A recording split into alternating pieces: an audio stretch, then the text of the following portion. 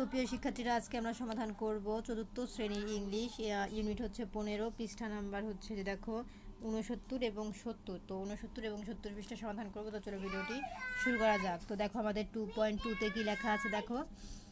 এই যে দেখো আমাদের 2.2, এই যে দেখো এখানে আছে discuss in pairs and answer the following questions. জোড়ায় জোড়ায় আলোচনা করো এবং নিম্নলিখিত প্রশ্নগুলোর উত্তর দাও। তো আমাদের এই নিম্নলিখিত প্রশ্নের উত্তরগুলোর মধ্যে দিতে হবে। তো দেখো এই নাম্বারে বলেছে how does water pollution happen.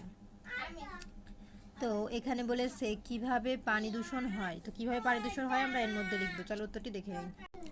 এই যে দেখো এখানে লেখা আছে, এই যে দেখো কিভাবে, এই যে পানি দূষণ কিভাবে হয়। তো তোমরা উত্তরে এই যে লিখবা যে এই যে এই পর্যন্ত তোমাদের দেয়া লাগবে না, তোমরা যে এখান থেকে লিখবা যে water pollution happens when people throw garbage and dirty water into এই যে রিভার্স অ্যান্ড পন্ডস। তো তোমরা যে এইখান থেকে এই পর্যন্ত দিবা। হ্যাঁ, এই যে মানুষ যখন নদী ও পুকুরে ময়লা এবং নোংরা পানি ফেলে তখন পানি দূষণ হয়। তো দেখো এখানে যে প্রথমে আসসালামু আলাইকুম দিছে, তো তোমরা এটা দিবা না, না দিয়ে এইখান থেকে এই পর্যন্ত দিবা, তাহলে শর্টকাটে অ্যান্সার হয়ে যাবে। ঠিক আছে। তো তারপরে দেখো আমাদের এ নাম্বারের পরে বি নাম্বারে কি লেখা আছে, how does air pollution happen. এখানে বলেছে কিভাবে বায়ু দূষণ হয়। তো কিভাবে বায়ু দূষণ হয় আমরা এর মধ্যে উত্তরটা লিখবো। চলো। তো প্রিয় শিক্ষার্থীরা, এই যে দেখো আমি এখানে দাগ দিচ্ছি, তোমরা এখান থেকে লিখবা যে air pollution happens when arts, এই যে এই দেখো এখানে আছে বাসেস অ্যান্ড, এই দেখো buses and factories products smoke and dust in the air. তো দেখো এখানে বলেছে গাড়ি, বাস ও কারখানার বাতাস যখন বাতাসে ধোঁয়া ও ধুলো ছাড়ে তখন বায়ু দূষণ হয়। তো দেখো আমাদের বি নাম্বার উত্তর কিন্তু কমপ্লিট। তো বিয়ের পরে দেখো সি নাম্বার আছে how does sound pollution happen. তো দেখো এখানে বলেছে কিভাবে শব্দ দূষণ হয়। তো চলো কিভাবে শব্দ দূষণ হয় আমরা এটা উত্তর দেখে নিই। তো দেখো তোমরা যে এখান থেকে লিখবা sound pollution happens when people us loud horns, তারপর লাউড স্পিকার অ্যান্ড মেক এই যে আননেসেসারি লাউড নয়েজ। তো তোমরা এই যে ঠিক আমি দাগ দিছি এইখান থেকে এই পর্যন্ত পুরো লাইনটা লিখে দেবা। এই যে আর এই যে এইখান থেকে বাংলা অর্থ সেটা, সুপ্রভাত সেটা দিবা না। হ্যাঁ, আমি ইংলিশে যে এইখান থেকে দিছি সুপ্রভাত ইংলিশ বলিও নাই, তাই বাংলা অর্থটা বলবো না। তোমরা এখান থেকে লিখবা যে যখন মানুষ জোরে হর্ন বাজায়, লাউড স্পিকার ব্যবহার করে এবং অযথা উচ্চ শব্দ করে তখন শব্দ দূষণ হয়। তো এই ছিল আমাদের সমাধান। তো দেখো প্রিয় শিক্ষার্থী, আমাদের সি নাম্বার উত্তর কমপ্লিট। এখন চলে যাবো আমরা 3.1-এ। এখানে দেখো কি লেখা আছে, ল্যাঙ্গুয়েজ ফোকাস, ভাষা বিষয়ক আলোকপাত। হ্যাঁ, তারপর দেখো এখানে কি বলেছে, প্রেজেন্ট কন্টিনিউয়াস টেন্স মানে ঘটনার বর্তমান কাল। তো ঘটনার বর্তমান কাল কি, এই যে দেখো এখানে লেখা আছে, এই যে present continuous tense tells about action that are happening now. তো এখানে বলেছে যে বর্তমান ঘটনার বর্তমান কাল বোঝাতে, এই যে ঘটনার বর্তমান কাল বলতে বোঝায় এমন কাজ যা এখন ঘটেছে। এই যে we are polluting our environment. তো এখানে বলেছে আমরা আমাদের পরিবেশ দূষণ করছি। The process of environment pollution is happening. এজন্য আমরা একে ঘটনার বর্তমান কাল প্রকাশ করতে পারি। এই যে প্রকাশ করতে পারি, এই যে দ্যাট ইজ হোয়াই মানে কি, আমরা ঘটনার বর্তমান কাল প্রকাশ করতে আমরা ব্যবহার করি কি, এই যে এগুলো ব্যবহার করি, এই যে হোয়াই, উই ক্যান, তারপরে এক্সপ্রেস, ইট ইন প্রেজেন্ট। ঠিক আছে, এইগুলো ব্যবহার করি, যে কন্টিনিউয়াস টেন্স, এগুলো আমরা কি করি, এগুলো আমরা ব্যবহার করি। তো দেখো আমাদের এক্সাম্পল স্বরূপ এইখানে দিয়ে দিয়েছে। তো চলো আমরা এগুলো দেখে নেই। তো দেখো এখানে আছে সাবজেক্ট, হ্যাঁ, এই যে আমি যার ভার্ব, তারপরে হচ্ছে rate rest of the sentence. তো দেখো এখানে subject I am reading a বুক, মানে আমি একটি বই পড়ছি। তারপরে এখানে আছে হি, এই যে কোনো একটা দিবা, সি না হলে হি দিবা। তো he is drawing a picture, সে একটি ছবি আঁকছে। তারপরে ইউ, ওই, দে, তো যে কোনো একটা ব্যবহার করবা। তো আমি দে ব্যবহার করলাম। দে আর প্লেয়িং আউটসাইড, তোমরা। তো এই যে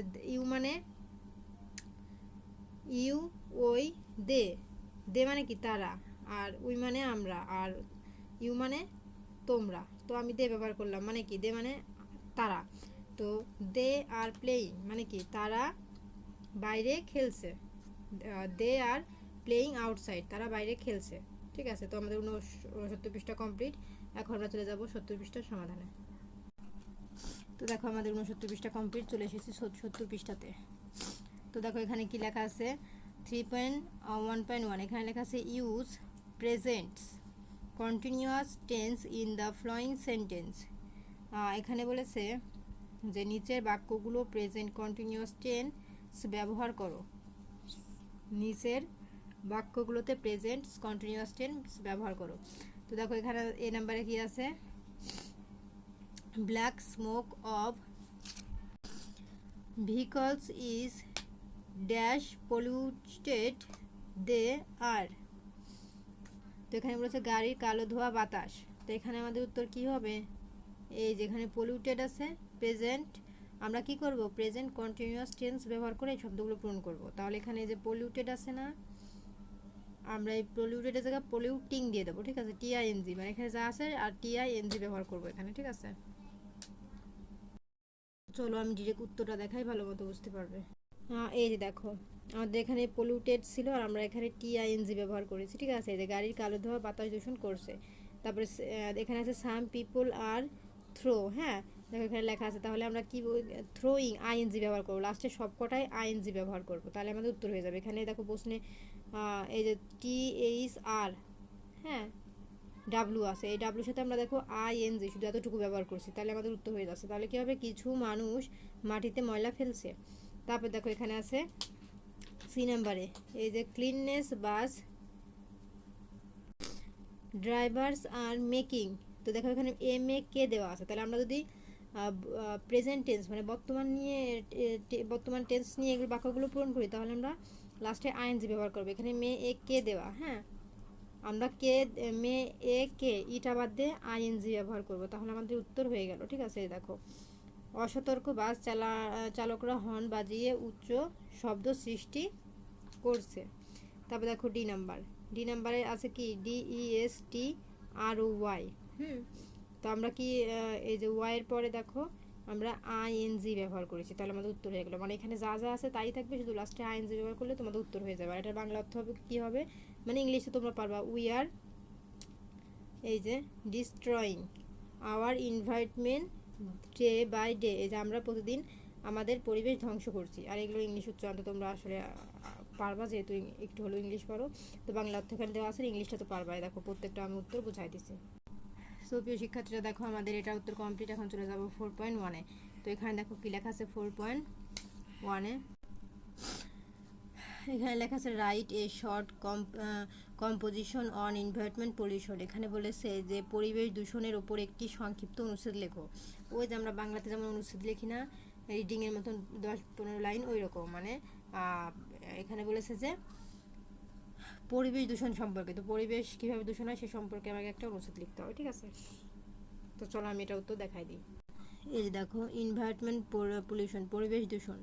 ঠিক আছে, এই যে দেখো এখানে বাংলা ইংলিশ আছে এবং বাংলা অর্থ সব এখানে দেওয়া আছে, তোমরা চাইলে দ্রুত স্ক্রিনশট দিয়ে নিতে পারো। হ্যাঁ,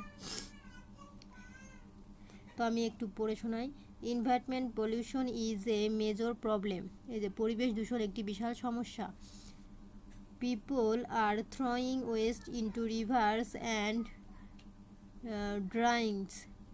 ড্রেনিশ, হ্যাঁ ড্রেনস। তো এখানে বলেছে মানুষ নদী ও ড্রেনে ময়লা ফেলছে। তারপর দেখো এখানে আছে কি এই যে this causes water to become dirty and polluted. তো এখানে হবে যার ফলে পানি নোংরা ও দূষিত হচ্ছে।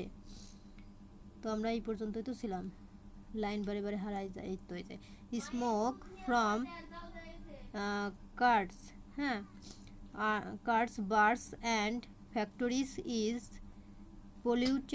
polluting and the earth. চশমা ছাড়া একটু ভুল দেখি চোখে।